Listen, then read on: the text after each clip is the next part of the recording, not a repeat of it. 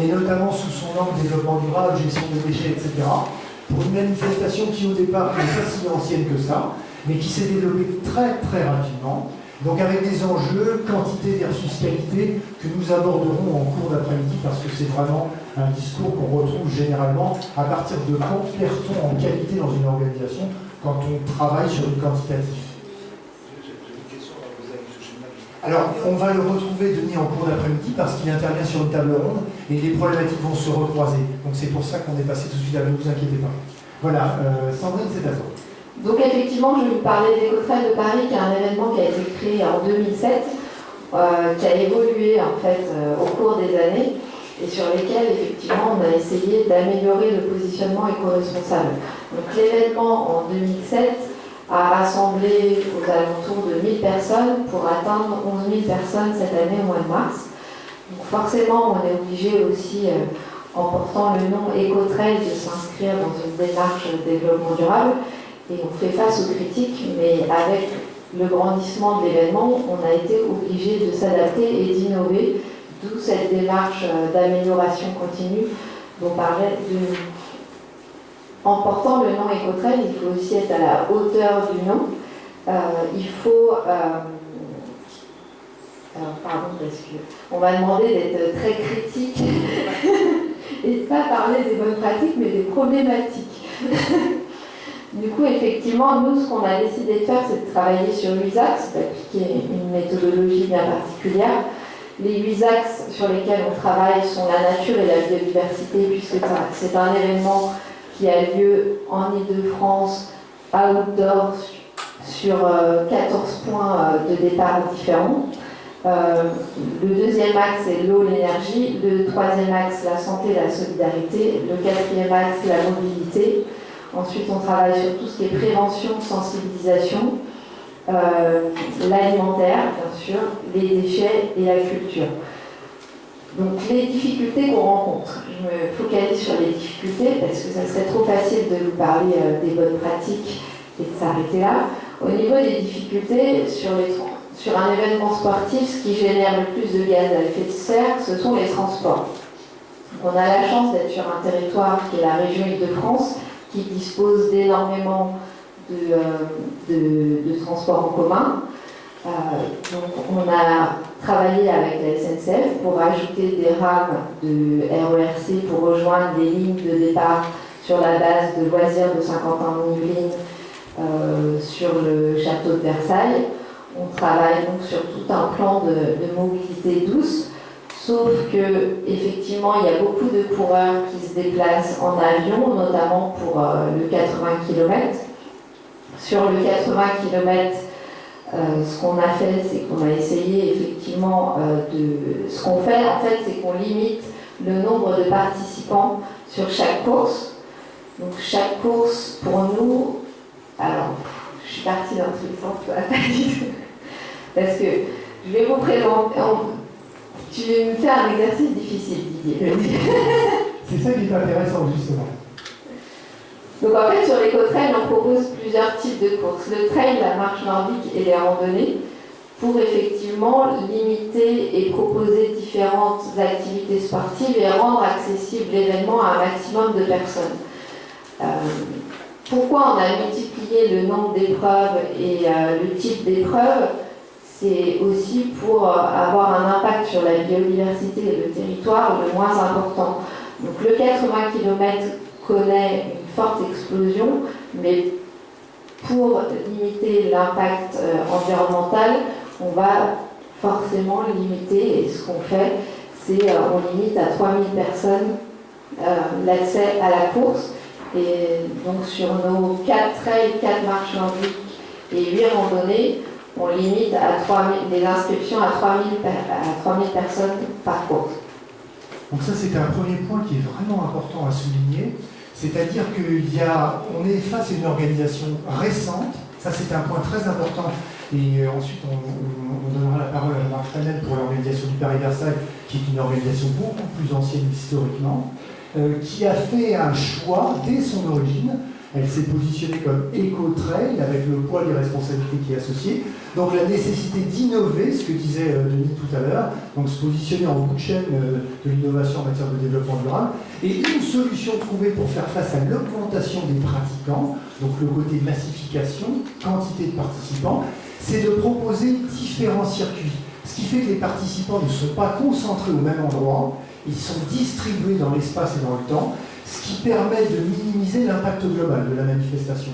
Donc ça, c'est une solution trouvée pour une organisation en expansion rapide, mais qui a peut-être cette possibilité de le faire parce qu'elle part de zéro. C'est un point qui est hyper important. On est sur une opération sur une épreuve en phase de création et de développement, ce qui est très très différent de Jean-Marc. Donc Jean-Marc, je vais vous passer la parole tout de suite pour qu'on ait un petit peu le complément du spectre, puisque Jean-Marc est le président de l'association Paris-Versailles et l'organisateur donc du Paris-Versailles, qui est une épreuve assez ancienne maintenant. Et donc l'exercice de style pour Jean-Marc est le même, c'est-à-dire à la fois d'un côté expliquer le cadre général de votre manifestation, le nombre de participants, effectivement, et l'histoire, mais très très rapidement, mais surtout, quels sont les problèmes qui sont les vôtres aujourd'hui par rapport à des thématiques comme l'eau, les déchets, les transports, etc. Alors effectivement, Paris-Versailles est une vieille demoiselle, puisque la première épreuve a eu lieu en 1975, où j'avais beaucoup moins de cheveux blancs, et j'étais mieux affûté, donc j'étais effectivement coureur à l'époque, et notamment, pendant que vous évoquiez ces quelques phrases, je me disais, mais qu'est-ce qu'on venait chercher en 1975 dans une épreuve comme la nôtre? C'était le moment où on sortait du stade. Les gens qui faisaient de l'athlétisme avaient l'habitude de même un 10 000 mètres ou même un semi-marathon ou un marathon que faisait sur le stade à l'époque. Et c'était l'opportunité de plusieurs épreuves. Et à Versailles, je pense qu'on était pratiquement les premiers en région parisienne à le faire, à dire on va offrir la nature, ou tout au moins on va permettre aux gens de sortir du stade. Donc c'était ça, le seul objectif c'était celui-ci. Et la course a grandi, et puis dans les années 2000, c'est vrai qu'il y a eu une prise de conscience de la part de mon groupe et d'organisation, c'est de se dire, d'abord, qui sommes-nous depuis 35 ans, enfin depuis 25 ans, qui sommes-nous, où va-t-on aller? Et dans les années 2000, toutes les notions que vous avez évoquées, tout ce qu'a dit M. Cheminade tout à l'heure, on l'a ressenti, et je pense qu'on a donné un signe à notre épreuve, pas uniquement tourné vers le coureur, mais tourné vers son environnement. Je m'explique, c'est que d'abord, et aujourd'hui, on est 14 ans plus tard, on se rend compte qu'en région parisienne, les épreuves organisées par des associations sont rares, très rares. Même les vôtres sont des épreuves dans lesquelles il y a quand même un certain nombre de salariés. Sur Paris-Versailles, il n'y a pas de salariés. Paris-Versailles est entièrement monté, c'est certainement plus simple que l'épreuve de la vôtre avec les 9 épreuves, mais c'est entièrement des groupes de bénévoles, et ce sont des gens qui se sont fédérés à Versailles pour continuer à faire vivre cet événement, et sur le plan associatif, avec des vraies valeurs associatives. Je prends un exemple, c'est que on a le mouvement scout qui nous aide énormément en donnant des moyens sur les différents lieux d'exécution de l'épreuve, et grâce à leur participation, les scouts montent un projet social, en France ou à l'étranger, mais montent un vrai projet grâce à ce travail qu'ils nous fournissent sur notre épreuve. Donc je me dis finalement, on sert aussi à ça. Et c'est grâce à Paris-Versailles que ces jeunes peuvent monter ce projet et du coup trouvent leur place sociale, tout ce qui découle de ce type de projet lorsqu'il est monté par des jeunes. Donc je pense que là, on joue aussi notre rôle qui est autour de l'événement, ceux qui sont dans l'événement font autre chose que faire cet événement. Donc ça me semble important. Puis deuxième point que je voulais évoquer, c'est qu'on a forcément autour de nous des contraintes, des difficultés, comme vous l'évoquiez tout à l'heure, on parlait du ravitaillement. Et alors, il y a deux façons de voir la chose, je vais le dire, comme on l'a dit au téléphone l'autre jour, c'est que je dis toujours, enfin, on disait surtout encore plus fortement il y a quelques années, de toute façon, tous les jours on boit. Donc on boit 1 litre, 2 litres d'eau. Donc si on court, on va le boire sur la course. Si on est à la maison devant la télé, on va le boire en regardant la télé. Donc le consommateur, qu'il court, qu'il ne court pas, consomme de l'eau. Et si je fais la somme de tous ceux qui courent par Paris-Versailles, ils consomment bien plus d'eau et ils produisent beaucoup plus de déchets que nos coureurs. C'est une boutade, Mais se dire, c'est pas forcément la préoccupation de base. Ma préoccupation avec mon équipe, ça a été de se dire, autour de l'événement, il y a des choses qui sont générées par l'événement et que par l'événement. Et ça, il faut se poser des questions, des réflexions pour dire comment faire pour les éviter, pour les diminuer. Alors, l'informatique nous a aidés, plus d'inscriptions sur papier, il n'y a plus un seul papier distribué aux alentours de Paris-Versailles. Quand nous sommes sur un salon de présentation de la course, on vient avec un ordinateur, et sur l'ordinateur, il y a tout. Donc en fait, personne ne parle en général, les gens ils ont un sac dans lequel ils ont 36 documents, 36 papiers, d'autres épreuves, et je crains fort que ce sac et ces papiers, dans les quelques heures qui suivent, finissent dans une poubelle. Mais aussi, si ce qu'on leur montre ne les intéresse pas, ils passent, ils ne s'arrêtent pas chez nous, ils s'en vont. Donc ça, c'est quelque chose qu'on a fait depuis un certain nombre d'années. Donc je pense que il faut utiliser les technologies quand elles nous aident, elles nous permettent de le faire, et il ne faut pas se priver de le faire, parce que c'est le sens aussi de notre responsabilité. Le deuxième point, le plus important peut-être, des meilleures choses qu'on ait pu faire, vous savez que dans des courses comme les nôtres, je pense que c'est vrai les Cottrell aussi, il y a des petites puces de chronométrage maintenant. C'est-à-dire que soit c'est une puce qu'on met dans la chaussure, sur les lacets, c'est maintenant intégré au dossard, c'est un déchet, à terme, un déchet électronique. C'est, quelle que soit sa forme, une petite antenne, comme on a dans tous les produits lorsqu'on achète, et cette antenne, elle est ensuite elle est jetée. Donc nous, c'est 25 000 antennes, 25 000 déchets électroniques qui vont être jetés. Qu'est-ce qu'on a fait depuis quelques années? Avant de passer à d'autres technologies, je me bats pour que les industriels continuent sur cette base technologique parce qu'elle me convient sur le plan technique, et puis parce que derrière, on en fait une vraie transformation d'une action et d'un geste écologique. Ce qu'on a décidé avec notre équipe, c'est que Paris-Versailles, par la Tour Eiffel, arrive au château de Versailles, et bien on traverse la forêt de Meudon, Chablis-Meudon, on a 5 ou 6 km en pleine forêt, 25 000 coureurs dans une forêt, c'est vrai que ça fait du monde et ça fait un peu de déchets, entre guillemets. J'ai amené à un moment donné quand même une nuisance pour cet environnement-là. Et avec un accord avec l'ONF, d'abord on a décidé de supprimer toutes les banderoles, plus de publicité, plus d'orchestre. La forêt, c'est une forêt. Quand on y vient pour courir, on vient dans une forêt. C'est pas la forêt qui est à la disposition des coureurs, c'est nous qui allons dans la forêt. Et on doit prendre cet aspect, on devient forestier quand on court dans une forêt. Et ce qu'on a fait, c'est-à-dire ces puces, il y a quelques années, étaient récupérées par l'industriel qui hier passait de course en course. Permettait à l'organisateur d'avoir un prix relativement moins onéreux que s'il l'achetait. Donc tout le monde s'est rué sur cette pratique. Dès que la puce était moins chère, elle était moins chère que louée à acheter, donc les ordinateurs l'ont acheté, c'est-à-dire la jeter. Nous on s'est dit, on reste dans le même principe. On a poussé l'industriel à se dire, mais ne me faites pas croire que la puce n'est pas récupérable, elle est récupérable. Moyennant peut-être un certain process de refabrication, mais elle est récupérable. Donc, à la force d'insistance, on a réussi à les faire comprendre. Ils nous ont dit, bah oui, on va le faire. Et qu'est-ce qu'on a fait? Les puces, on les récupère. Et on a mis en place, notamment avec les scouts, tout un système de récupération de puces qui font qu'à l'arrivée, ces puces sont reprises par nous-mêmes, réenvoyées à l'industriel et reconditionnées, moyennant une participation financière. Et cette participation financière, avec l'ONF, nous faisons tous les ans une action, c'est-à-dire équivalente en somme, moi ça ne coûte rien, mais on récupère environ 10 000 € qui permet à l'ONF une année de reforester un secteur ou d'aménager un étang comme c'est le cas l'année dernière, etc. D'abord, on travaille mieux avec eux. Franchement, quand on dit avec eux, on a un projet d'aménagement, qu'est-ce qu'on peut faire avec vous? Les portes s'ouvrent. C'est quand même plus sympathique comme type de dialogue que dire n'oubliez pas, le dernier dimanche de septembre, je viens, il faut fermer les routes, etc. Et puis, autour de cette récupération, on en a fait un lieu de richesse et de rencontre. Le scout, quand ils ramassent la puce près des coureurs, vous savez, ils sont tous champions du monde, ils ont gagné leur course, ils ont fait leur truc de la journée, ils ont fait un effort, ils ont fait quelque chose de remarquable. Eh bien, vous avez un jeune qui vient et dit qu'est-ce qu'on vient vous avez mis? Ah, en 8 ans, c'est quand même bien, super bien, etc.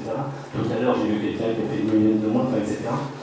Et les gens sont valorisés par l'environnement qui est autour d'eux, de ces bénévoles, et en plus, ils ont compris qu'ils donnaient une plus et qui permettait à la forêt d'avoir quelque chose. Voilà, c'est tous ces types d'actions, je crois, qu'important. Il faut à chaque fois se poser des questions, les bonnes questions, et ensuite y trouver des solutions. Sachant que les solutions varient d'une manifestation sportive à une autre, ce qui est très clair dans votre présentation, c'est qu'on voit toute la dimension sociale, tout le lien social qui se crée autour d'une organisation qui se met au service des participants. J'insiste sur ce point, c'est une association sportive qui organise. Ce n'est pas un acteur économique qui est peut-être davantage porté sur la rentabilité. L'idée d'une association, c'est de créer, de partager, et n'est pas censé faire du bénéfice d'une année sur l'autre. Il y a ce lien social qui est créé, il y a le respect de l'environnement qui est pris en compte aujourd'hui à travers cet échange avec l'Office national des forêts, avec cette prise en compte de la traversée de cette forêt qui est très fragile, par un nombre de pratiquants de plus en plus nombreux d'année en année. Donc la réflexion avance, je trouve l'exemple des puces très porteur, parce que ça paraît un détail, mais là on parle de 25 000 coureurs. Et je crois qu'il y a 21 000 puces qui ont été récupérées cette année. Donc c'est tout ce fameux là. Donc là, on va en parler souvent au cours de l'après-midi d'un petit oiseau qui s'appelle le colibri. Chacun à notre niveau, nous pouvons faire quelque chose. On fait notre part du colibri. Eh bien, même si par ailleurs il y a des problèmes, on reviendra dessus sur les problèmes liés à l'eau, aux productions de déchets, etc., la gestion des déchets est mieux gérée. Les consommations d'eau, on y reviendra notamment sur la table ronde numéro 3. Mais voilà des exemples pratiques, de difficultés rencontrées, mais surtout d'efforts consentis par un organisateur pour réfléchir, repenser ces pratiques et les faire évoluer dans un processus qui s'inscrit dans le temps. C'est ça le développement durable. Sandrine, vous voulez réagir? Je voulais réagir effectivement parce que souvent on dit bon, vous êtes l'éco-traite, donc il faut être irréprochable. Sauf qu'il faut accepter qu'on ne peut pas être parfait et s'inscrire justement dans une démarche d'amélioration continue. Je prendrai un exemple. Sur les déchets, il y a énormément de solutions qui sont mises en place. Nous, on a mis en place cette année, alors on pousse les choses au maximum pour innover, le compostage des biodéchets. C'est possible de le faire, il y a des solutions qui existent. Donc voilà, ça c'est une étape encore supplémentaire, parce qu'on va aborder la problématique des déchets qui est incontournable dans toute création d'événements sportifs. Le meilleur déchet, c'est celui qu'on ne voit pas, c'est celui qu'on ne ramasse pas, c'est celui qui n'existe pas. C'est un des motos de la Surfrider Foundation. Donc comment faire pour mieux gérer les déchets, et donc ça veut dire en contrôler la production et ensuite la valorisation derrière, et l'idéal étant à terme, bien sûr, qu'il n'y ait plus de production de déchets. Donc là, bien évidemment, on pense au ravitaillement qui nous arrive en vrac plutôt qu'au conditionné. On pense à tout un tas de choses sur lesquelles on vient en cours d'après-midi, mais parce que la problématique des déchets est vraiment très très loin. Je pense que c'est le moment d'appeler une spécialiste des déchets sur la région Île-de-France, qui est Madame Hélène Colombini, si vous pouviez nous rejoindre pour évoquer la problématique des déchets.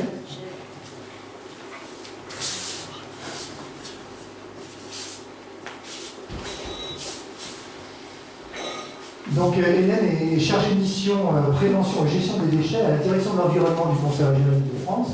Et donc c'est vraiment très tentant de vous demander de prendre la parole puisqu'on est maintenant sur la problématique des déchets, sur l'organisation de manifestations sportives. Avant que vous preniez la parole, juste une petite remarque. Pour chaque table ronde, nous avons un rapporteur.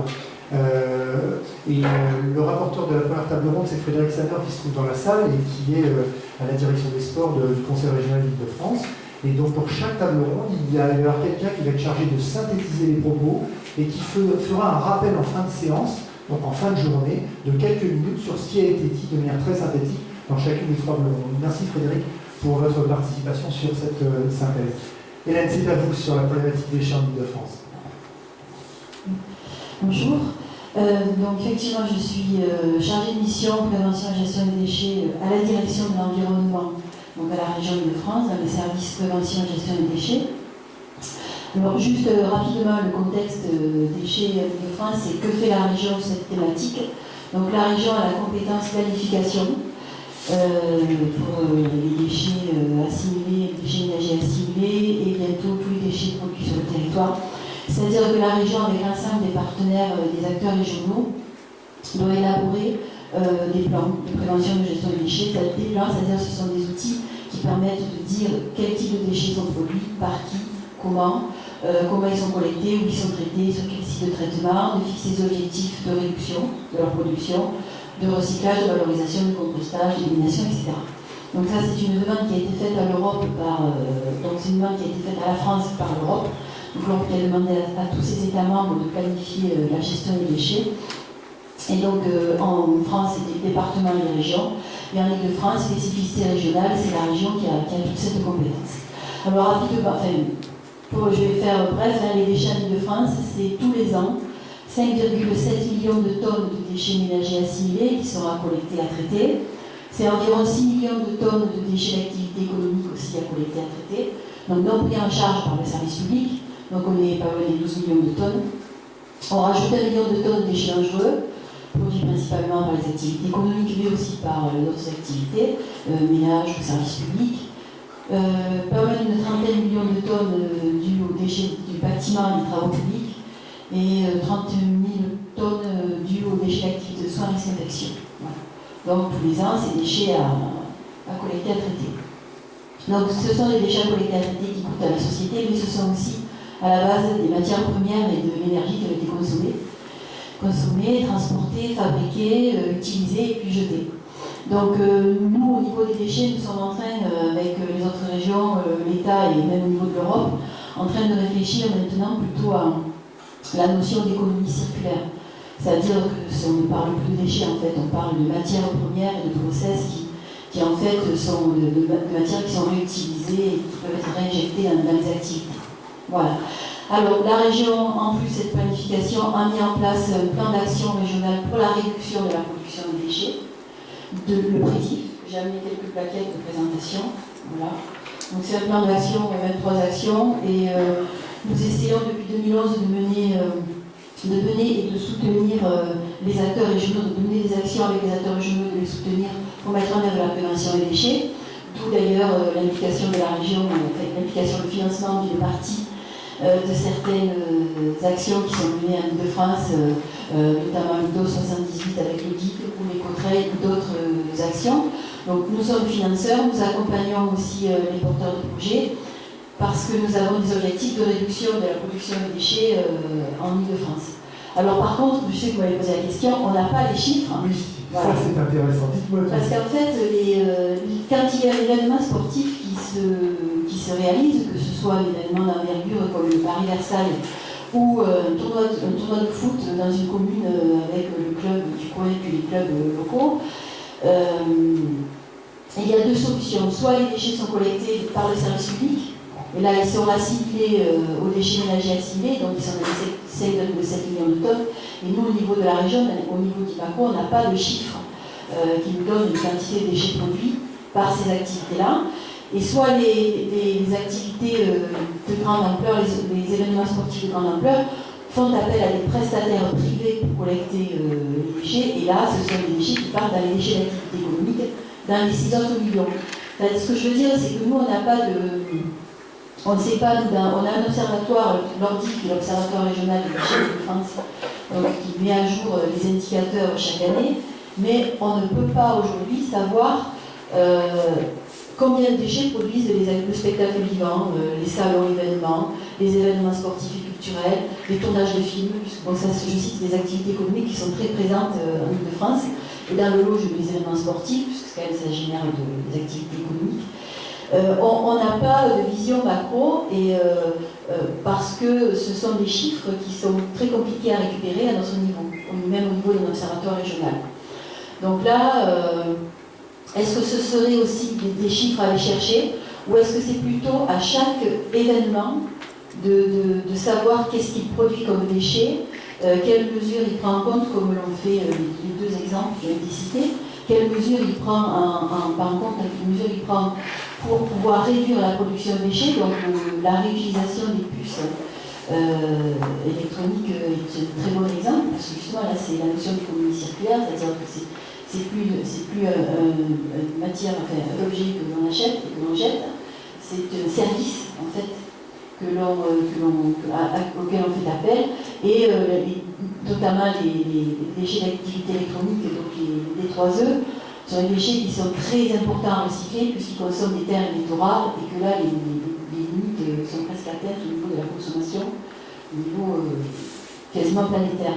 Donc c'est vraiment c'est aux organismes sportifs de pouvoir porter à connaissance soit des pouvoirs publics, soit de l'observatoire régional, quel type de déchets ils produisent, quelles quantités sont collectées, quel système ils ont mis en place pour le recyclage. On n'a pas, nous, de vision infra-territoriale à ce sujet.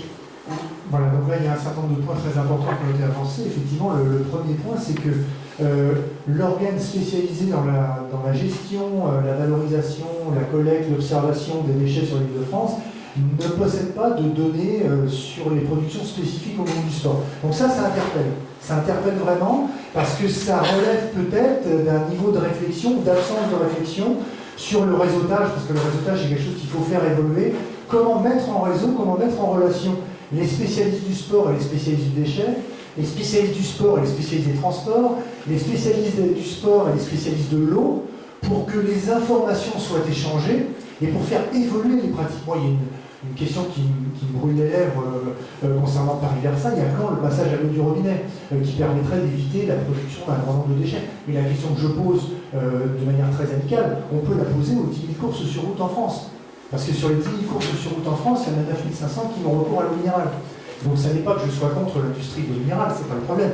Le problème, c'est que c'est une telle production de déchets et donc de dégâts collatéraux qu'il faut réussir, dans le pire des cas, à valoriser ces déchets, et dans le meilleur des cas, faire en sorte qu'ils ne soient pas produits. Donc on a effectivement cette information qui est très importante, cette idée qu'il faut se retrouver, contacter cet organe qui existe, qui est à votre service, et qui en plus peut financer vos actions. C'est quand même quelque chose d'assez important à engrammer quand on est organisateur et qu'on connaît les difficultés sur le plan économique à monter une opération, qu'il ne faut surtout pas laisser passer. Moi, je voudrais tout de suite m'adresser à Guillaume. Donc, Guillaume est l'organisateur le nouveau président du club du Trinosaure Club de Bureau, donc, qui est le plus vieux club de triathlon, qui organise depuis le jour de la naissance de Guillaume, si je me souviens bien, à quelques semaines près. C'est-à-dire que le triathlon existe depuis 30 ans et Guillaume est le plus jeune président du Trinosaure Club de Bureau. Et il a dû gérer pour la première fois cette année quelque chose d'assez spécial, qui est qu'après avoir inventé le triathlon dans les années 80, puisque c'est le plus vieux triathlon de France, ils se sont posé la question au niveau du comité d'organisation, comment organiser le triathlon de demain.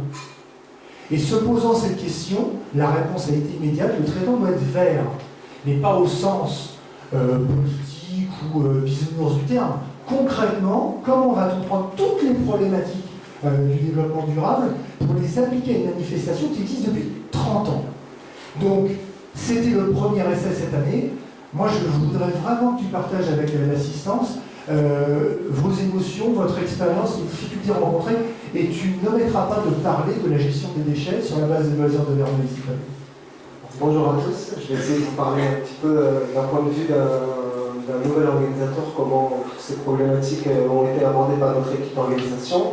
Très rapidement, le triathlon est rentré sous deux angles en France, à l'angle de Nice, et on connaît aujourd'hui l'Ironman de Nice, qui est l'une des épreuves les plus importantes d'Europe.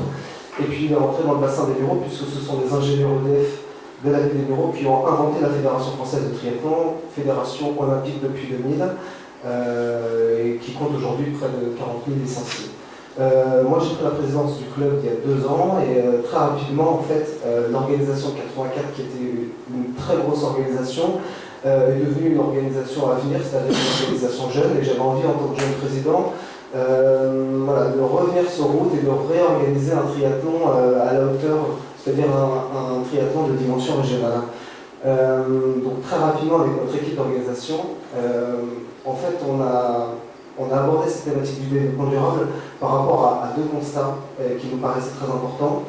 D'une part, on est un peu gêné par l'évolution que prend notre sport par rapport aux organisations sportives, je l'explique. On est en région Île-de-France, on est sur une région qui est très urbaine, et on se rend compte que de plus en plus ces organisations de triathlon nous éloignent du milieu naturel, On est de plus en plus sur des courses avec drafting, des boucles dans les villes. Et cette évolution nous éloigne de nos espaces naturels. Et ça, c'est un premier point qui nous déplaisait, puisque pour nous, l'idée du triathlon, c'est d'aller courir en montagne, dans des espaces verts, de vraiment vivre notre sport dans la nature. La deuxième problématique qui nous a aussi permis de basculer vers les problématiques du développement durable, c'est l'accès à l'eau de baignade. Très rapidement, l'organisation du triathlon de Paris, le triathlon de Sartrouville, le triathlon de Vernon, la nouvelle est tombée il n'y a pas si longtemps, sont des triathlons qui se couraient dans la Seine. Et ces triathlons ont tout simplement été annulés. Le triathlon de Paris est l'un des plus gros triathlons de France. Et ces triathlons ont été annulés parce qu'on nous laisse de moins en moins l'accès aux eaux de baignade. On est aujourd'hui sur la base de Cergy. Moi, je m'entraîne de temps en temps, j'habite à 5 km d'ici.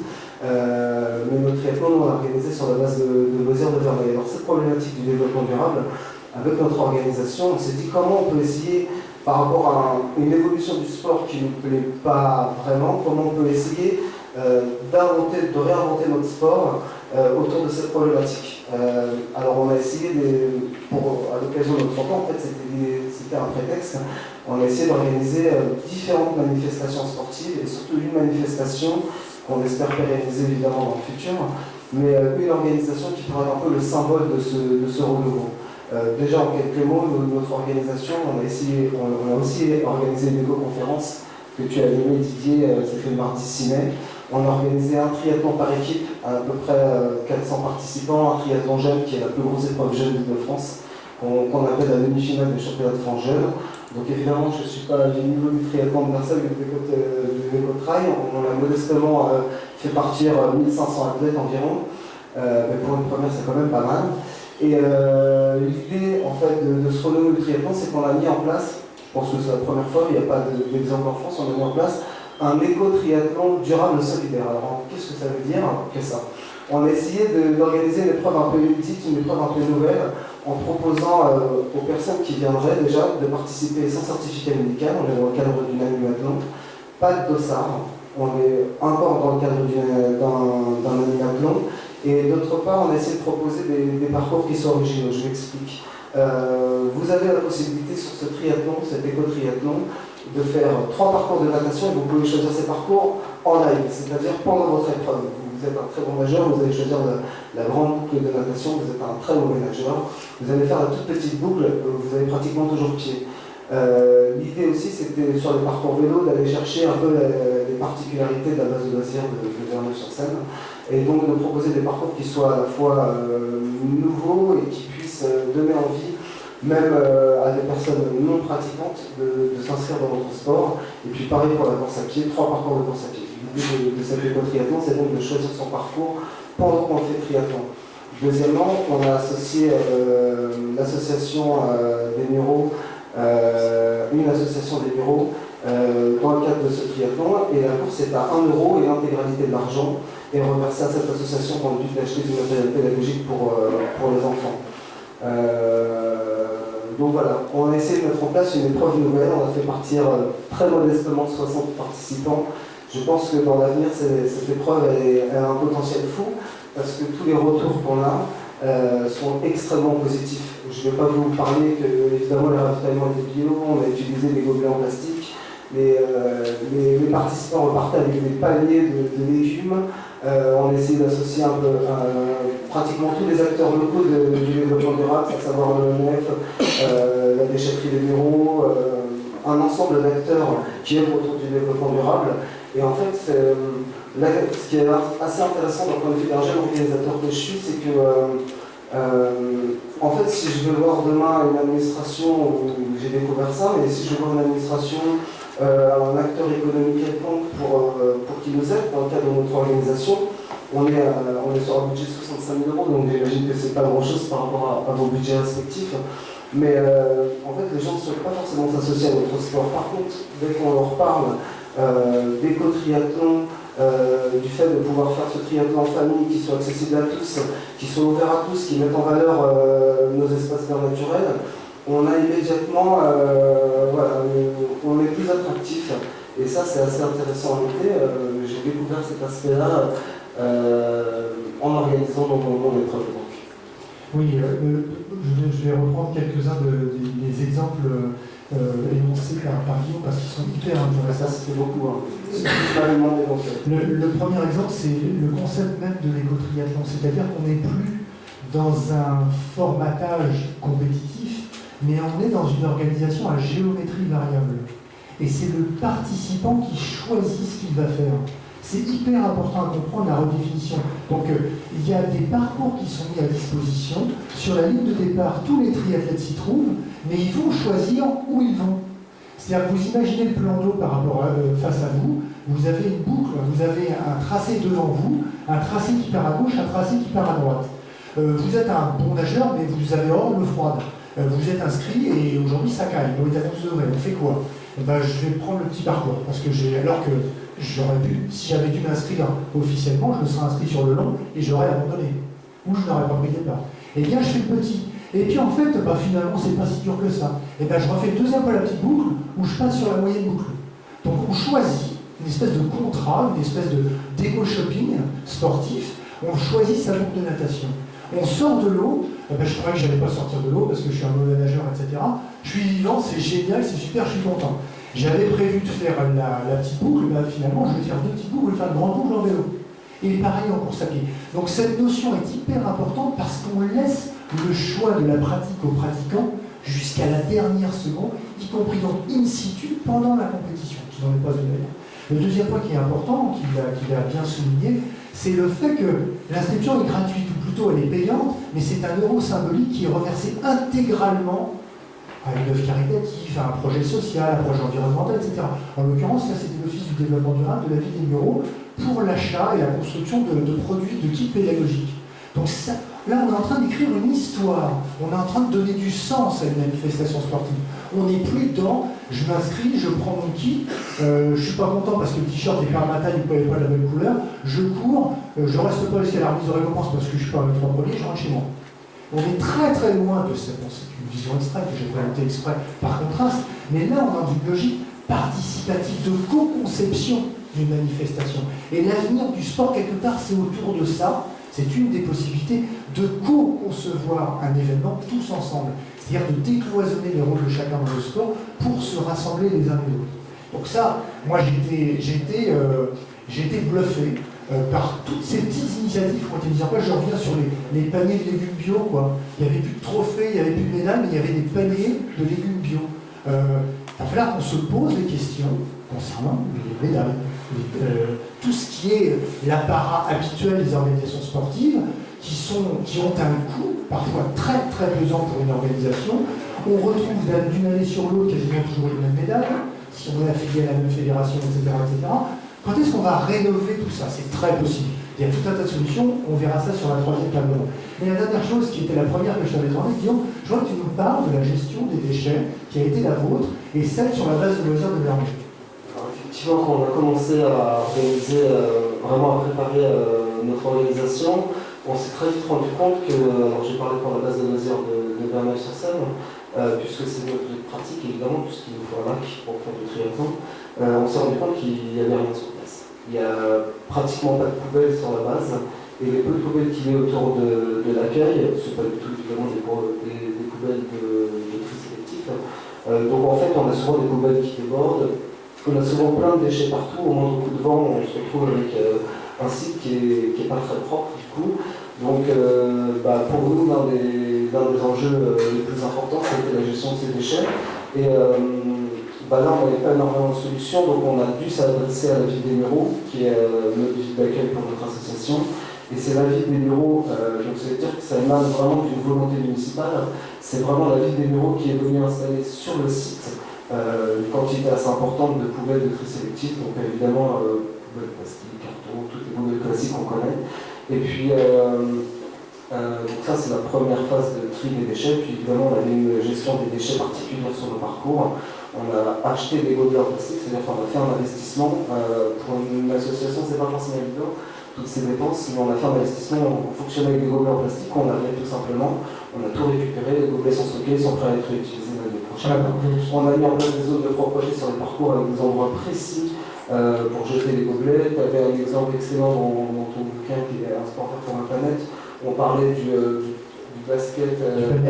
Voilà, donc on a effectivement placé des poubelles et des grandes bâches sur les parcours pour que les gens, sur leur parcours, puissent facilement se débarrasser de leurs déchets. Je pense qu'on nous avons rendu un site relativement propre. Il faudra voir demain si on est capable d'attirer plus de monde, si on est capable d'avoir la même gestion. À ce propos, je voudrais rebondir sur le père Versailles qui, lui aussi, met en place des systèmes de gestion des déchets dans le bois, dans la forêt, avec ces grandes bâches qui indiquent aux participants la procédure à suivre pour être plus éco-compatible dans leur pratique. Oui, moi ça rejoint un petit peu ce que je dis tout à l'heure aussi sur la façon dont on se pose des questions et quand on se pose la question et qu'on regarde l'environnement de cette question, finalement, on trouve plein de solutions. Donc, il y a des travaux qui a été fait avec l'ONF qui aussi nous faisait ressortir le fait que nos déchets dans la zone de forêt étaient quand même importants et que même si c'était ramassé après la course, voire le lendemain, c'était insuffisant. Donc on a mis en place depuis 3 ou 4 ans maintenant des grandes zones de la même façon avec mon bureau, avec des grandes bâches dans lesquelles les gens sont incités, et c'est une éthique qui permet de le faire. Et on a constaté, moi-même en tant que coureur, quand je vais dans une course et que j'ai une zone de déchets, je mets mon déchet. Quand je n'ai pas de zone de déchets, j'ai tendance à garder ma bouteille. Donc peut-être que mon éducation fait que la bouteille, je la garde le plus longtemps possible, jusqu'à temps de trouver un endroit pour jeter, mais ce n'est pas le cas de tout le monde. Donc en fait, c'est aussi de dire, mettons-nous vraiment à la place du coureur, il va avoir son déchet, qu'est-ce qu'il en fait? Si je ne lui offre pas la possibilité de le mettre à un endroit précis qui ne va plus le gêner, là j'ai un risque. Et en fait, cet effort qu'on a fait, que vous faites aussi, c'est pas grand-chose, mais ça répond aussi à l'attente du coureur. C'est ce que je voulais dire sur le fait que finalement, dans beaucoup de cas, on se crée notre propre contrainte, si j'ose dire. Donc à nous de faire en sorte qu'elle n'existe pas. Là, c'est un point très important qu'on aborde, c'est la notion du balisage des comportements des usagers. C'est-à-dire qu'il ne s'agit pas de mettre une poubelle de tri sélectif pour que les déchets arrivent dedans. Encore faut-il baliser l'espace et le temps pour que les gens, de manière naturelle, viennent mettre leurs déchets dans la poubelle. Donc il y en a qui font dans le quantitatif. Sur certaines plages, on a des poubelles toutes les 20 mètres, et malgré tout, on arrive à en trouver à côté. Et puis, il y a des approches qui sont des approches qualitatives. Moi, je me souviens la première fois qu'on est intervenu sur le semi-marathon de la Voie Royale à Saint-Denis, ça devait être en 2006, eh bien, on a réfléchi à qui étaient les coureurs, à quelle vitesse ils se déplaçaient, où se trouvaient les zones de ravitaillement, pour aller positionner des zones de panier à 3 points. C'est à cette époque qu'on a créé le concept.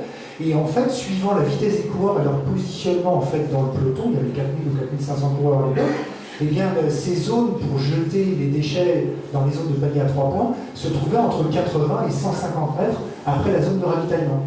Plus on est un coureur rapide, et plus forcément on couvre une distance en un temps donné, donc il faut que ça soit loin.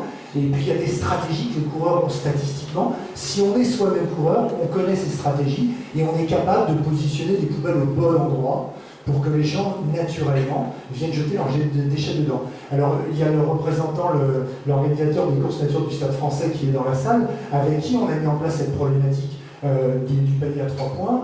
On l'a fait pour 1600 coureurs, 3 points de ravitaillement, 0 gobelet à côté des poubelles. Il n'y en avait pas un, il n'y en avait pas 5, il y en avait 0. Tous les gobelets étaient dedans, et c'était un jeu pour les coureurs, y compris pour les premières vagues, de le jeter dedans, et on avait des bénévoles qui disaient le panier à 3 points c'est maintenant, le panier à 3 points c'est ici, oh dommage. Et il y a des coureurs qui s'arrêtaient pour le ramasser et le remettre dans la poubelle. Donc il y a moyen de baliser les comportements, il y a moyen de rendre les choses les plus pénibles utiles, agréables, conviviales, mais ça nécessite de la pédagogie, ça nécessite de la réflexion, ça nécessite surtout qu'en tant qu'organisateur, on veuille donner du lien et du sens à ce qu'on fait. Donc ça veut dire peut-être à la base repenser son organisation pour essayer de comprendre d'où on vient, ce qu'on est aujourd'hui, où on veut aller, quelles sont nos priorités, et à partir du moment où on a retrouvé du sens, je pense que les choses évoluent beaucoup plus rapidement. Je vais me tourner maintenant vers Jean-Pierre. Vous êtes un petit peu en décalage par rapport aux 3 autres intervenants, parce que là, voilà, mais c'est ça qui est intéressant, là où les 3 autres intervenants parlaient d'une manifestation sportive en extérieur, avec un nombre assez important de pratiquants, etc., vous, c'est le schéma exactement l'inverse.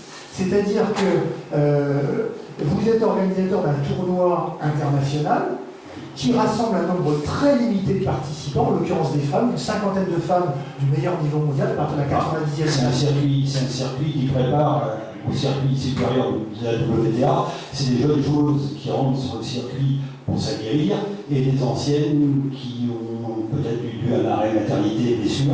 Cette année, on a vu Pauline Parmentier qui reprenait la compétition. Elle était sortie en quart de finale et la vainqueur, c'est Claire Furchen qui a passé un tour à Roland Garros. C'est à partir de la 60e place mondiale. Donc en fait, votre problématique, parce que je vais présenter votre organisation, la problématique est complètement inverse des autres organisateurs, c'est-à-dire que là, très peu de participants, par contre beaucoup de spectateurs, puisque c'est une zone fermée qui va accueillir 5000 spectateurs sur l'ensemble de la semaine. Voilà, donc une zone très balisée géographiquement, c'est l'intérieur d'une halle de sport. Donc par exemple, ça n'a pas été monté spécialement, c'est le Centre Ligue, c'est le site du Centre Ligue de Seine-et-Marne, qui bien sûr on aménage pour cette manifestation, puisqu'on fait monter des praticables et des tribunes. D'accord. Mais c'est une installation existante, voilà, qui est aménagée et qui dure, elle n'est pas démontée en fin de manifestation, qui se déroule en cours de journée, oui, donc lumière naturelle.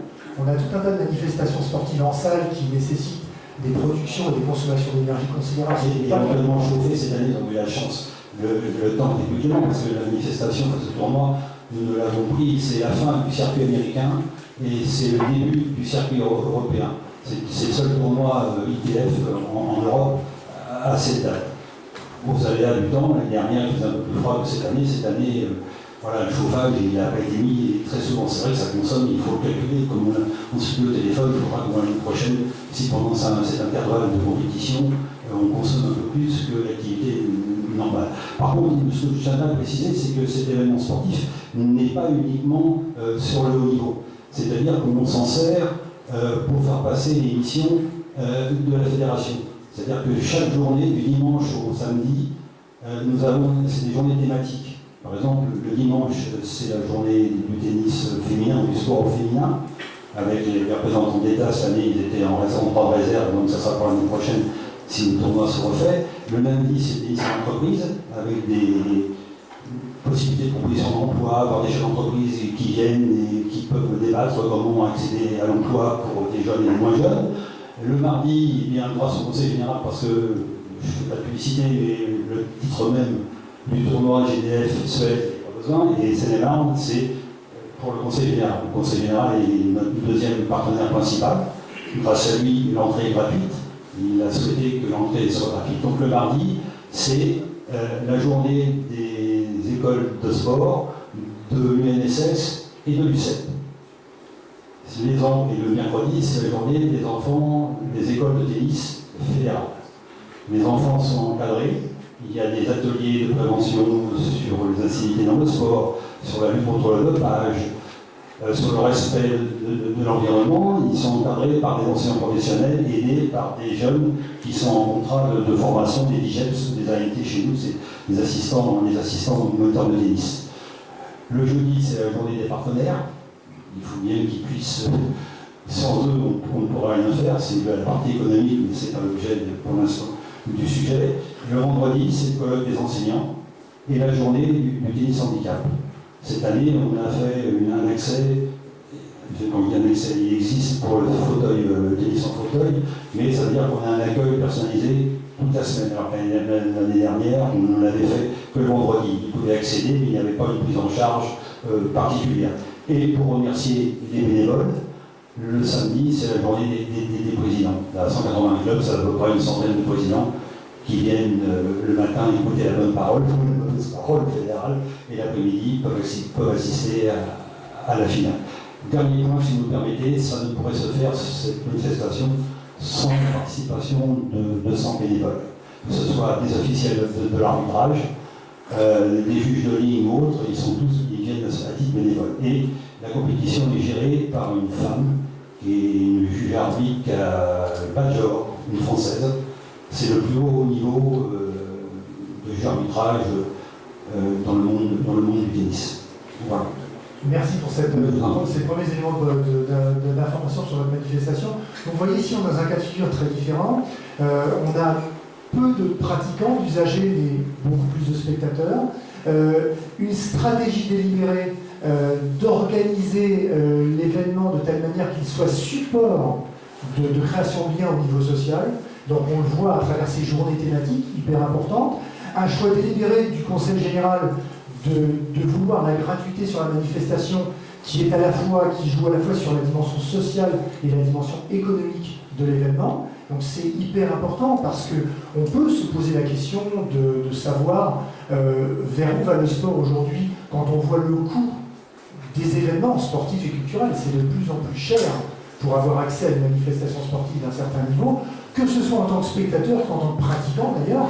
Moi je me souviens à l'époque glorieuse où je me suis initié aux courses sur route d'assez longue distance, et au prix des courses sur route aujourd'hui, on comprend les contraintes d'organisation d'un organisateur, c'est clair.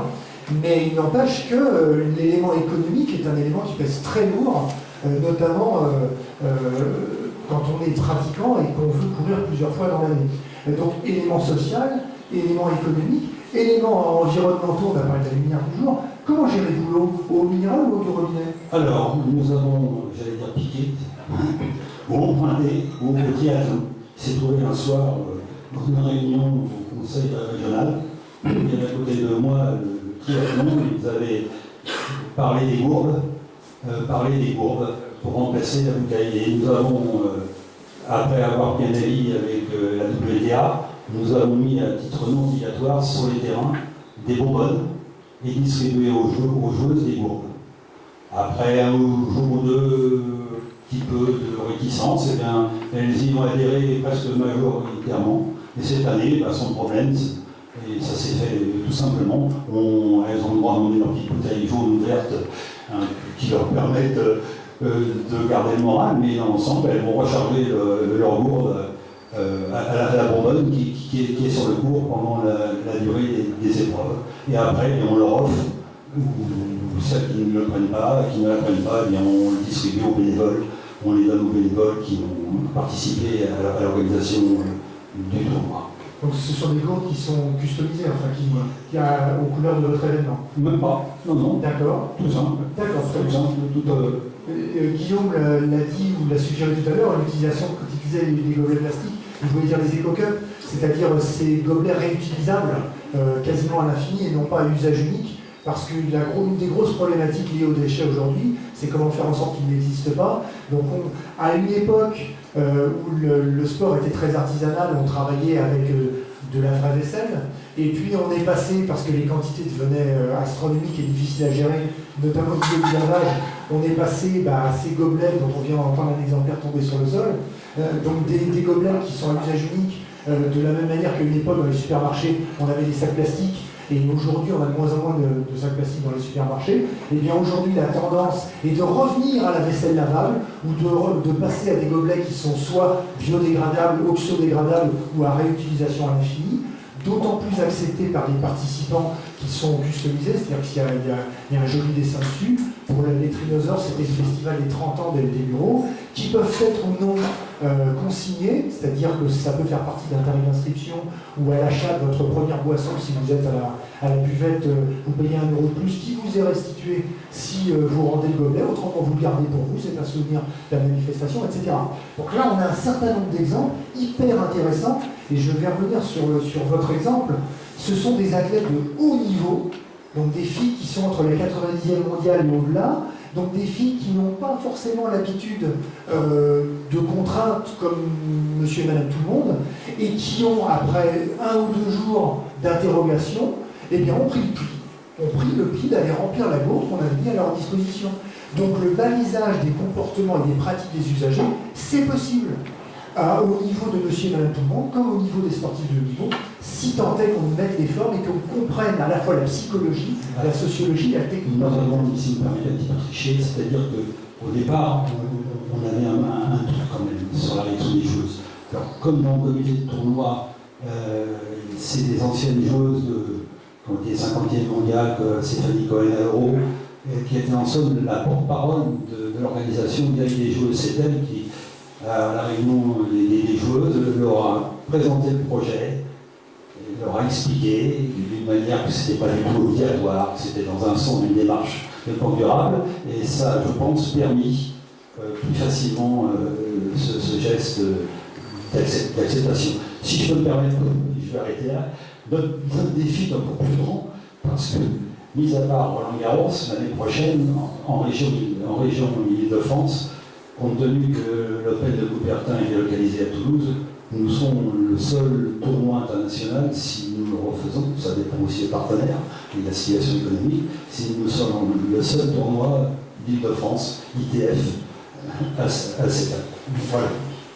Merci. Ce qui nous oblige aussi à nous remettre en question, puisque on s'est dit au téléphone, il y a plusieurs problèmes qu'on n'a pas tout à fait réglés. Vous avez parlé des déchets. Les déchets, nous, ça n'a pas trop posé de problème parce que, ayant dans le centre-ville un restaurant, on a déjà traité les déchets dans la mesure où nous sommes en zone industrielle, mais même dans la commune, je dirais le nom, ils ne font pas le tri sélectif. Donc déjà depuis un moment, on fait nous-mêmes enlever nos cartons et nos canettes par un prestataire qui passe quand on l'appelle, voilà, la poubelle est pleine et vous l'enlevez. Et les verres, c'est le restaurant qui les gère, il fait de la même façon qu'il fait enlever les verres par un prestataire privé.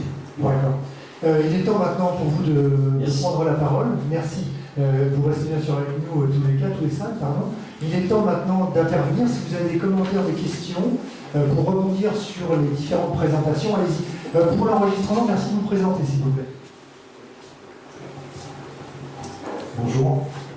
Donc, je m'appelle Karim Tabouri, je travaille pour la ville de Bondy. Et je suis parallèlement aussi étudiant en crèche depuis 92. Donc, déjà, je vais vous saluer pour vos témoignages. Je veux savoir quel est le lien qu'on peut faire entre vos expériences et l'éducation à la biodiversité, à la santé, par rapport au public qui est en périphérie. Sachant que vous menez des actions, ça touche le public qui participe, mais comment on peut rebondir pour vraiment éduquer, changer, modifier le regard de la population sur leur environnement pour qu'eux aussi profitent des bénéfices des actions que vous menez. Ça, c'est la première question. Deuxième question, c'est pour le présentateur. J'aimerais savoir comment ça fonctionne, les paniers à 3 mois dans les courses, si on n'a pas des basketteurs comme participants. Enfin, comment c'est la personne, comment ça peut être efficace si les gens ont des débutants. Donc ça, c'est une curiosité, parce que c'est un dispositif que je pourrais mettre aussi bien sur Bondy. Voilà, merci. Si vous me permettez, pour la vulgarisation, très minime, il se trouve que je suis aussi membre d'un comité départemental olympique 77, on participe aux travaux du conseil participatif du conseil général à la journée 21, et effectivement on a discuté en réunion et ils l'ont pris éventuellement comme exemple. Bon, c'est pas une grande publicité, ils l'ont pris comme exemple une manifestation sportive qui rentrait dans le cadre de la journée 21. L'année dernière, cette année ça n'a pas pu se faire, l'année dernière on avait les étudiants en SCAP de Marne-la-Vallée qui sont venus faire un rapport sur l'organisation de la manifestation, qu'elle soit sociale, économique et environnementale. Voilà, ils nous ont dit leurs conclusions qui nous ont permis, nous, de s'en servir déjà pour vulgariser vis-à-vis de nos clubs.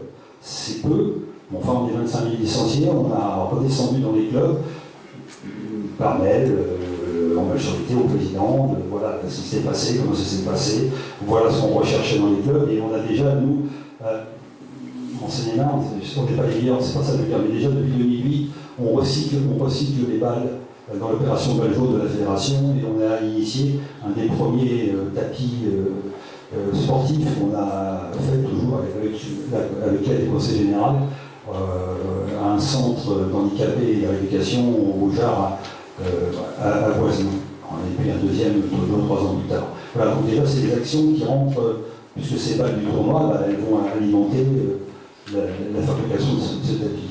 Je vais rebondir sur ce que vous venez de dire, parce qu'effectivement c'est hyper important, c'est une bonne pratique et absolument exemplaire.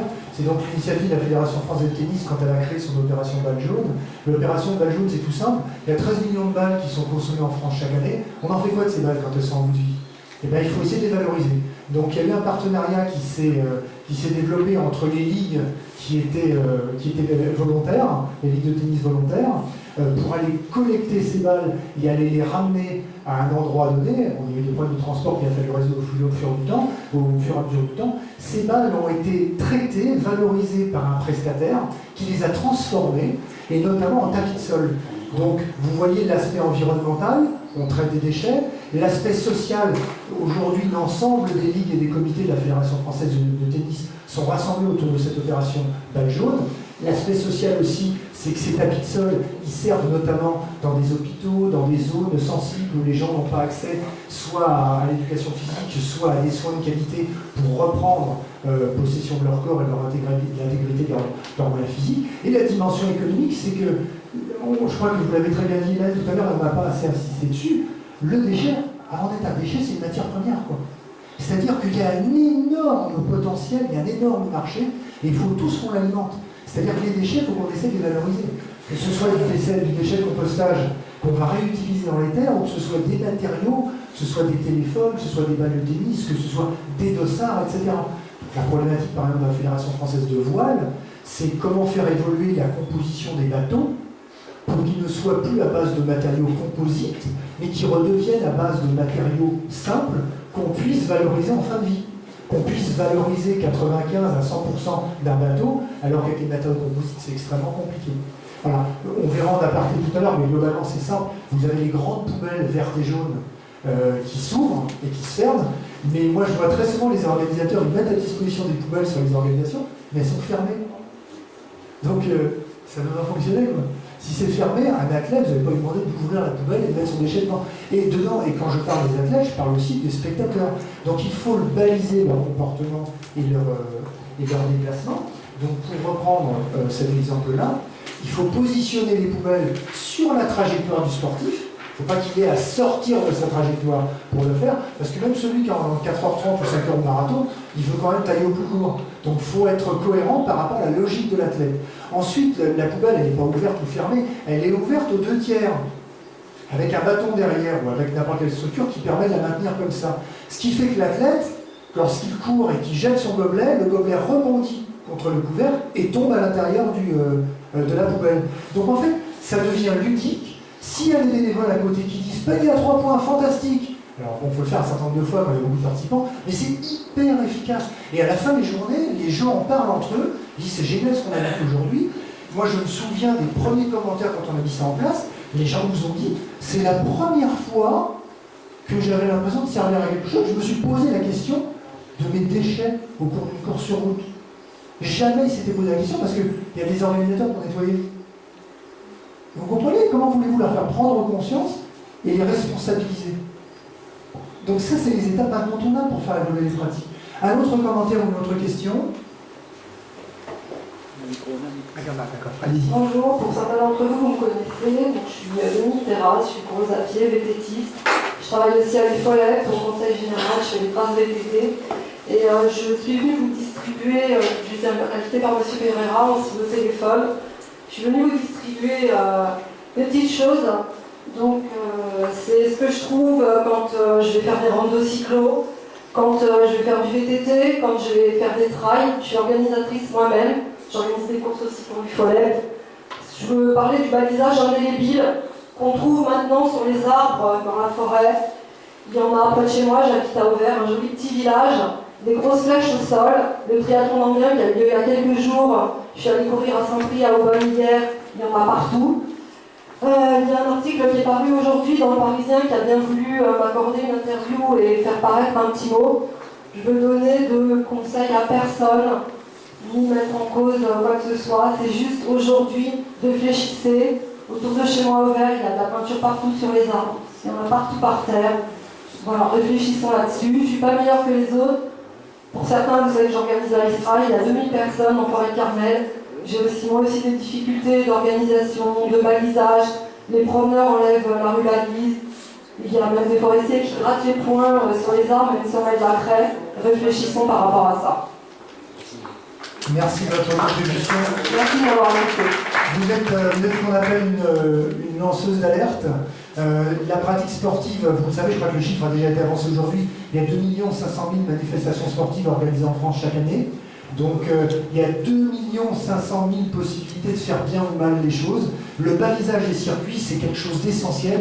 C'est comme les déchets. Le meilleur balisage, c'est celui qui n'existe pas. Moi, je l'ai découvert au fil du temps dans les organisations sportives. J'ai découvert que si on proposait un circuit où les athlètes ne peuvent pas se tromper, il n'y a plus besoin de baliser.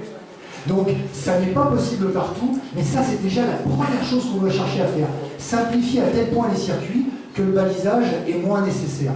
Deuxième chose, plus la distance totale parcourue sur des boucles différentes est importante, plus la quantité de balisage sera importante.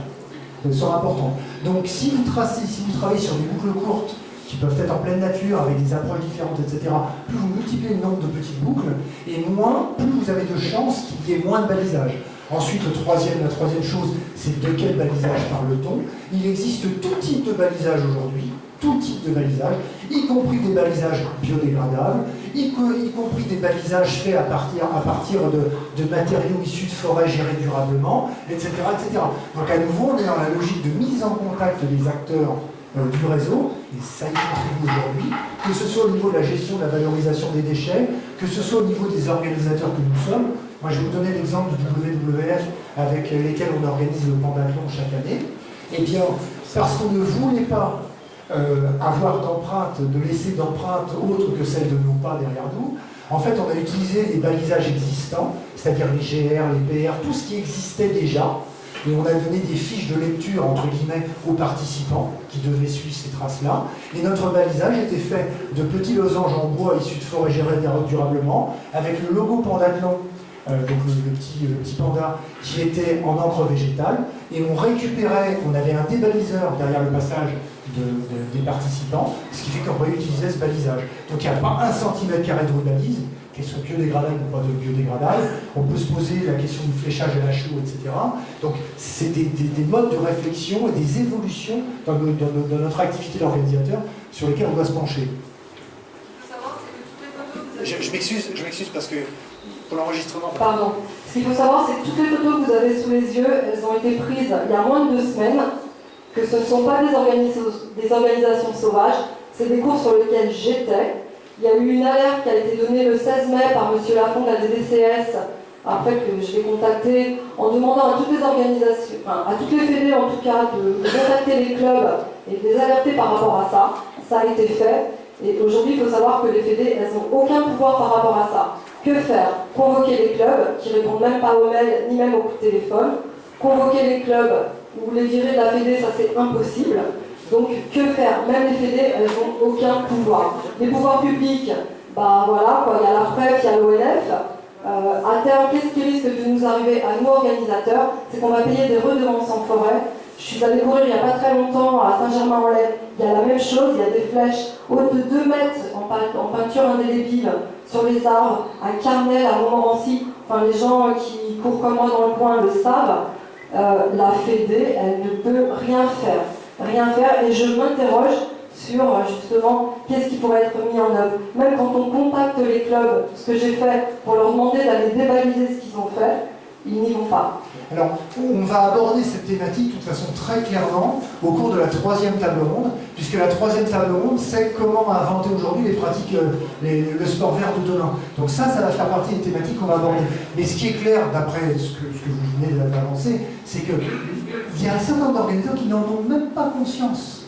Donc ça, c'est la première phase. Faire prendre conscience aux organisateurs de leur impact sur l'environnement, point numéro 1, et ensuite les responsabiliser en balisant leur comportement et en leur donnant des solutions. Parce qu'il ne faut pas seulement pointer du doigt, parce que le danger, c'est que la culpabilisation gère la crispation. Et les gens se referment sur eux-mêmes et il n'y a plus de débat possible. Donc il faut faire prendre conscience aux gens, les informer, les sensibiliser, les responsabiliser en leur donnant les outils pour évoluer dans leur pratique. Allez-y monsieur, je crois que tu voulais réagir. Oui. Alors, oui, bonjour, Michel Gobet, président du comité départemental olympique et sportif de la Gloise. Je voudrais m'adresser peut-être plus spécialement à Mme Colombini. Il y a quelque temps, lors de l'organisation d'une manifestation, on a voulu mettre en point un petit stand de développement durable, axé plus spécialement sur la collecte des déchets. Et on s'est aperçu très rapidement d'une chose, c'est qu'il fallait être extrêmement prudent dans la mesure où, suivant les communes, les communautés de communes, les prestataires de services, les normes de tri ne sont pas identiques. Ça devient catastrophique, on est obligé à chaque fois de dire aux gens, attention, voilà ce qui se fait sur tel panel de communes. Maintenant, si vous voulez vraiment savoir ce qui se passe chez vous, interrogez votre mairie ou votre prestataire de service. Est-ce qu'au niveau de la région, on ne peut pas faire en sorte que tout ça s'uniformise un peu? Hélène. Oui, alors, en fait, c'est vrai que les communes ont la compétence collecte et traitement des déchets ménagers assimilés. Certaines l'ont transféré à des intercommunalités comme communautés de communes, communautés d'agglo ou à des syndicats de traitement. Et donc c'est vrai que chaque territoire a sa spécificité de collecte sélective et de traitement des déchets. Sur le site de l'Observatoire régional des déchets, sur le site de l'ORDIF, vous pouvez retrouver les cartes d'Île-de-France, des collectivités qui ont la compétence collecte. Et donc en fait, quand vous organisez un événement sportif sur un territoire, vous pouvez vous référer et voir quelle structure a la compétence collecte, la contacter, pour savoir déjà si vous pouvez travailler avec elle pour mettre en place ensemble des bacs de collecte sélective, ou travailler avec elle aussi sur la prévention des déchets, parce qu'il faut savoir que près de 77% de la population francilienne est concernée par la prévention des déchets, sur un territoire où la prévention des déchets est mise en place. Donc il y a aussi une carte qui présente ces territoires-là. Donc moi, le conseil que j'ai à donner, dont on en parlait effectivement au téléphone, c'est quand on organise un événement sportif, vous êtes en contact avec les communes sur lesquelles ont lieu cet événement, pour des raisons parfois de circulation, de sécurité ou d'information. Il faut en profiter pour prendre contact avec la collectivité qui a en charge la compétence collecte des déchets et voir avec elle qu'est-ce que vous pouvez mettre en place. Alors c'est vrai que selon les territoires, il n'y a pas les mêmes couleurs. Par exemple, le bac pour les emballages ménagers recyclables, à certains endroits ils sont jaunes, à d'autres il est bleu, à d'autres il peut être vert. Voilà, mais ça c'est les territoires qui décident quel type de communication mettre en place. Par contre, les consignes de tri sont les mêmes, quasiment toutes les mêmes sur le territoire français. En plastique, il n'y a que les flaconnages plastiques qui se recyclent, et pas d'autres plastiques. Il y a des tests qui ont été faits sur les films et sacs plastiques, mais pour l'instant, c'est pas probant et c'est pas mis en place de façon générale. Voilà. Donc les consignes de tri sont quand même les mêmes sur l'ensemble du territoire pour ce type de déchets. Sandrine. Je voudrais juste citer un exemple, en fait, une solution qui nous a été mise à disposition par l'association des connexions qui gère des déchets événementiels. Au lieu de mettre des couleurs ou des poubelles de couleurs différentes, en fait, ils accrochent sur les poubelles les déchets qu'on peut collecter. Et finalement, ça simplifie les messages pour le grand public. Et on retrouve forcément les déchets qui sont sur l'événement. Et ça fonctionne très bien. C'est le balisage le plus simple, on rebondit sur ce que je disais tout à l'heure. Il faut faire prendre, il faut que ça soit limpide pour le sportif, limpide pour le spectateur. Et si vous mettez une dizaine de bouteilles plastiques au-dessus d'une bouteille, au-dessus d'une grande poubelle, les gens comprendront quasi naturellement que c'est les bouteilles plastiques qu'on met dedans. Parce qu'après, pour valoriser un déchet quel qu'il soit, si le tri n'a pas été fait en amont, c'est compliqué, quoi. Et donc, tout le monde termine dans la même ordure commune, et ça, c'est une catastrophe. Donc ça fait partie de nos charges d'organisateurs responsables d'essayer de réfléchir à un balisage qui soit lisible ou audible par l'ensemble des usagers du sport présents sur le site de notre manifestation sportive. Un dernier commentaire ou une dernière question, et ensuite, oui. Laetitia. Bonjour, donc Laetitia Labella du Collège National. Je voudrais juste présenter en fait un autre événement qui est un peu complémentaire par rapport à tout ce qui a été présenté, qui est Ready to Go, qui est organisé par le Foyer de France, donc il y a des organisateurs qui font ça. Donc il s'agit d'un événement qui travaille beaucoup sur le développement durable, mais à la base c'était vraiment pour illustrer le développement durable et quelle est l'énergie de manière continue, avec un gros axe sur le plan social, puisqu'en fait c'est un événement itinérant qui concerne les jeunes de 14 à 17 ans à peu près, et dont 50% sont issus des quartiers prioritaires, avec une grosse mixité. Et en fait l'objectif c'est de faire prendre conscience à ces jeunes du patrimoine culturel et environnemental qui est dans leur région en fait. Donc ils parcourent toute la région par transport en commun, par activité sportive. Pendant une semaine à peu près, ils vivent ensemble et il y a des vélos qui les suivent, ils sont en vélo, ils font différentes activités, ils essaient de limiter leur impact environnemental. Voilà, tout simplement. Donc en fait, au niveau de transport, si j'ai bien compris, ce sont soit des moyens de transport, mobilité douce mis à disposition par les organisateurs, c'est ça, soit lorsqu'il y a des états de transition, ils utilisent les transports en commun.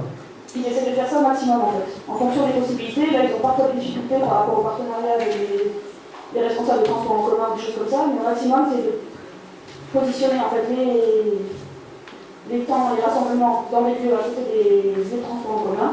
Et sinon, ils essaient de rejoindre les différentes étapes. À vélo, c'est des gens qui font vélo qui rejoignent différentes étapes.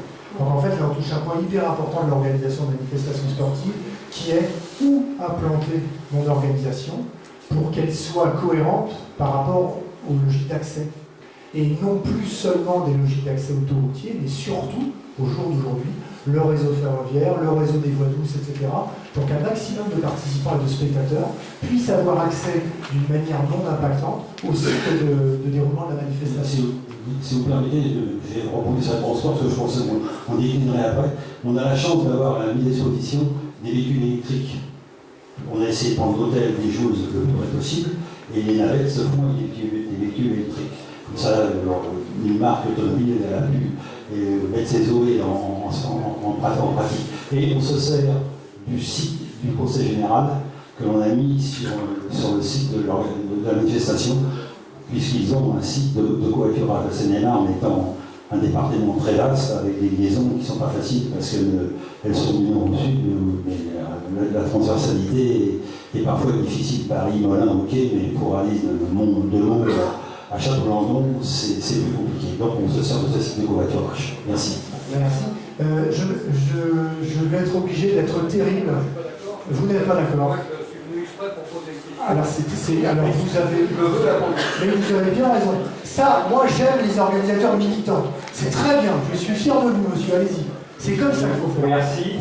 Je m'appelle Yves Sénéric. Je viens au titre de la Ligue d'Île-de-France d'athlétisme.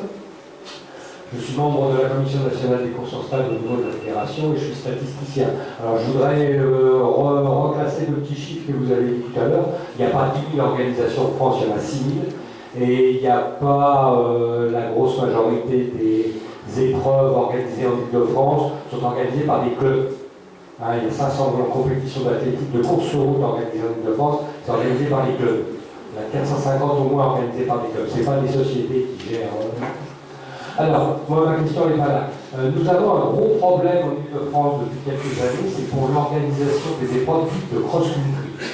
Nous sommes interdits d'espace vert dans de nombreux départements, notamment le 93. Il y a Paris, évidemment, il n'y a plus rien. Le 92. On commence à être enquiquiné dans, excusez-moi du mot, enquiquiné en Seine-et-Marne, dans le 95. Et je ne sais pas quelle manière on peut contourner cet obstacle. On vient courir sur une zone, un espace vert, on ne le démolit pas, on ne le salit pas, on ne casse pas les arbres, on vient courir. Et il n'y a pas de relation entre les services des espaces verts, peut-être Natura 2000, je ne connais pas trop bien tout ça. Et puis les services de sport. Donc on nous refuse l'autorisation de venir participer, de venir organiser des manifestations sur des espaces verts. Ici à Pont-Noir, ça se passe bien, on a fait des championnats de cross, il n'y a pas de problème. Il y a beaucoup d'endroits, notamment Seine-Saint-Denis, où on ne peut strictement plus rien faire. Alors comment faire? Avec qui prendre contact? Comment contourner l'obstacle? Je crois que c'est un très très bon exemple que vous avez pris. En fait, c'est le reflet de l'évolution des pratiques et parfois pas responsable des organisateurs qui font qu'il y a un braquage ou blocage de la part des administrations. Le programme Natura 2000, il va dans le sens justement d'un échange entre les différents utilisateurs des espaces verts pour pouvoir continuer à pratiquer dans des conditions qui soient acceptables pour l'ensemble des acteurs. La difficulté, moi je vais vous donner un exemple qui va rebondir exactement, qui va faire écho parfaitement par rapport à ce que vous venez de dire. Toujours le Pandalon du WWF. On organise sur les pans du Mont Ventoux. Les pans du Mont Ventoux, il y a plusieurs manières de les... c'est le dernier grand espace naturel qui est ouvert aux pratiques sportives. C'est un vrai espace sauvage, avec une vipère très particulière qui peut guérir certains cancers, etc. Or, nous, avec le WWF, il a fallu qu'on monte un dossier, je ne sais plus de combien de pages, par rapport à Natura 2000 pour faire la démonstration qu'on n'allait pas impacter l'environnement d'une manière pesante et durable. Et on a réussi à passer. À côté de ça, le jour du pentathlon, il y avait des vététistes qui descendaient la partie, le pierrier en haut du Ventoux, qui est la partie la plus fragile, et qui descendaient en dérapage contrôlé sur des espèces en voie d'extinction, etc. Donc là, on touche le fond du problème, qui est qu'on fait se braquer les autorités administratives responsables des sites, et notamment des espaces verts, des sites naturels, tout simplement parce que nous n'avons pas fait, et je le dis au sens responsabilisation et non pas culpabilisation du terme, nous n'avons pas fait nos travail d'élus, nos travail d'organisateurs, etc., notre travail d'organisateur d'élus, pour faire prendre conscience aux organisateurs, aux usagers, etc., que l'espace dans lequel on était est d'autant plus fragile qu'on est de plus en plus à l'investir. Donc toute la difficulté aujourd'hui, c'est comment résorber l'hématome, comment arrêter le saignement global et généralisé aujourd'hui en France, que les gens ne veulent plus qu'on soit dans un milieu naturel. La pratique est de plus en plus urbaine. Guillaume l'a dit très très bien par rapport au triathlon. Le triathlon est mis en pleine nature. Aujourd'hui, le triathlon est urbain. Pour plein de raisons. Et une des raisons, c'est le fait que c'est de plus en plus compliqué d'organiser en nature. Donc le cross-country, qui par définition doit se faire en milieu naturel, c'est pas facile à gérer. Mais la solution, une fois de plus, on va en parler tout à l'heure dans la troisième table ronde sur créer aujourd'hui le sport vert de demain, eh bien c'est de l'échange, de la mutualisation, du réseautage, pour faire en sorte de trouver les solutions, parce que vous posez un problème réel, mais il y a certaines personnes dans cette salle qui ont déjà des éléments de solution. Parce qu'ils ont, non pas pour contourner l'obstacle, mais pour le digérer et faire que ça soit plus un obstacle, mais que ça soit une vitalité en fait. Parce que les obstacles, ils ont toujours existé, c'était pas les mêmes. Les obstacles peuvent être économiques, sociaux, environnementaux, etc. Et il y a toujours des organisations sportives. Donc il faut trouver les moyens, ensemble, par de l'échange, de la prise de conscience, de la responsabilisation, pour faire en sorte que nos pratiques soient préservées. Je m'excuse pour le niveau timing. C'est bien pour ça que je suis venu, c'est bien pour ça que j'insiste lourdement, et c'est bien pour ça qu'on n'a pas de relation avec ces services. Et c'est pour ça qu'on a une relation de VIPA pour organiser un cross-country à Ponto-Combo. Oui, je peux me permettre, je pense que par rapport au règlement 13, vous pouvez vous rapprocher du CDOS, du comité départemental de sportive. Il a un chargé de mission qui justement montait un comité de pilotage par rapport au projet Natura 2000, parce que je pense que c'est la préoccupation de 93 qui genre un espace Natura 2000 qui pose pas mal de problèmes à plusieurs organisateurs. Donc, son nom m'échappe. Vous pouvez vous rapprocher déjà du DOS du 93 et à chaque DOS qui est censé d'abord être la tête des régions et vous aider sur la partie de gouvernance. Voilà, parce que c'est le mot qu'on a cité tout à l'heure, le gouvernance, c'est les échanges entre les différents acteurs pour trouver des solutions. La gouvernance, il faut qu'elle soit de moins en moins verticale, il faut qu'elle soit de plus en plus partagée, pour prendre en compte à la fois les problèmes et les solutions de chacun. Une dernière intervention. Excusez-moi, je voulais répondre au 93, parce que je suis 93 à un moment donné. Je pense qu'il y a des crosses qui existent déjà, ça existe, donc il n'est pas les interdits. Comme vous dites, en fait, il faut être autour d'une table, et que souvent, moi je gère des parcs, et on a beaucoup d'instances, principalement des instances fédérales de la réassociatrice au niveau départemental, qui n'a personne pour qui discuter. Donc on peut bien dire qu'on ne fait pas, ça se fait, et je vous conseille vivement de prendre l'exemple sur une essai départementale qui organise tous ces crosses, y compris académiques en Seine-Saint-Denis, tout ça se fait, encore faut-il qu'il y ait volonté de le faire et d'être autour. D'autant plus, il est vrai qu'on a un immense parc qui est Georges Valbon, qui est classé Natura 2000. Mais je rappelle que la Natura 2000 n'interdit pas les manifestations. Vous avez un exemple sur le trail sur le Cap Ferret, qui est Blanc-les-Bouillères, qui est classé Natura 2000, et il y a 3000 coureurs qui courent une fois par an sur le trail. Parce qu'autour de la table, il y a l'ONF, il y a la région, le département, les villes, et ainsi de suite. Merci. La réponse est là. Il y a des responsables qui Il est vrai qu'on ne s'atterrit pas sur les 3 enquêtements après, on nous atterrit simplement de mettre des points et des points sur les pelouses. Donc je vous laisserai juste 16 jours de cette réponse. Je vais apporter un petit complément parce qu'on va certainement en parler sur la troisième table ronde, mais il est important aujourd'hui que quand un organisateur prévoit une manifestation, c'est de réfléchir en amont sur l'impact de l'action et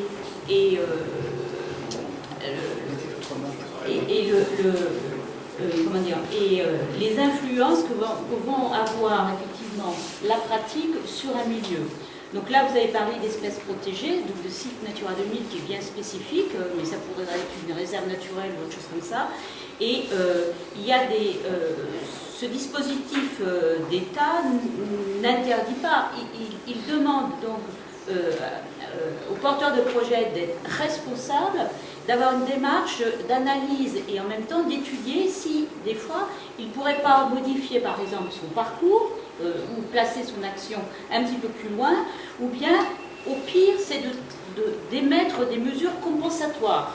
Donc ça veut dire compensatoire, ça veut dire une réflexion sur, en gros, j'abîme à un endroit, comment je vais compenser donc ma destruction ou effectivement l'impact négatif que je produis sur un endroit.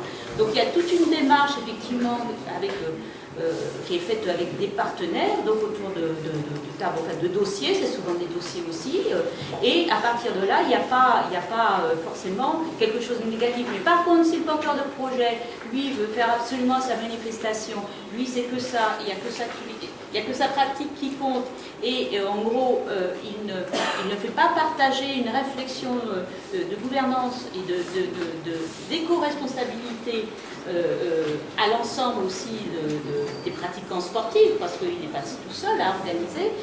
Et évidemment, là, ça ne peut pas être possible. Et donc, évidemment, votre pratique, c'est quand même une pratique qui ne peut pas se faire n'importe où. Hein. Il y a de la biodiversité, il faut donc réfléchir pourquoi on la pratiquerait plutôt sur ce terrain ou plutôt sur un autre. Voilà. Mais évidemment, ça demande des échanges, ça demande effectivement de réfléchir en amont. Des fois, ça prend du temps, mais il n'y a pas forcément d'interdit, sauf que ça se réfléchit et il faut plutôt, c'est une démarche d'éco-responsabilité. Il faut avoir un interlocuteur en face. On n'a personne, on fait quoi? Personne ne vous interdit, c'est terminé, on n'en parle plus. Mais on est quand même le seul pays, comme disait monsieur, à ne pas avoir le droit de marcher sur les poules. Ça interdit de marcher sur les poules. Voilà, bon, à partir de là, ça interdit de discuter pendant des heures. L'exemple, la singularité franco-française. Ça me paraît être un très bon point à digérer, à négocier au cours de la pause. Avant cette pause, qui permettra de continuer les échanges de manière plus informelle, j'aimerais appeler M. Pujol, qui représente l'UCBA, qui va nous faire une présentation du village d'hiver. Où est-il? Est-il dans les parages?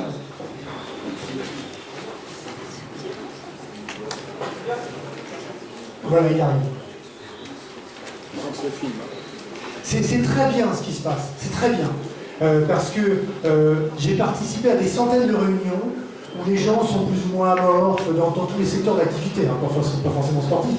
Là, il y a du peps, ça bouge, c'est dynamique, les gens ont des choses à dire. C'est comme ça que ça doit être. Cette manifestation, elle a été conçue pour faire remonter des attentes, des angoisses, des bonnes pratiques. Et il faut vraiment qu'on échange et qu'on continue comme ça jusqu'à ce soir. Voilà.